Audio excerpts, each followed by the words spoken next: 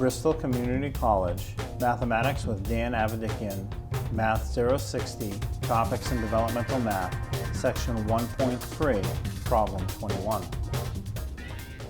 This is Section 1.3, Problem 21. It says, what is the sum of 58 and 64 and 11?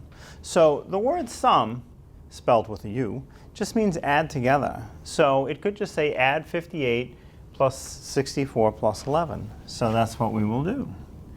58 and 64 and 11 added together. So now the rightmost column of numbers, I will add 8 plus 4 plus 1. 8 plus 4 is 12. 12 plus 1 more is 13.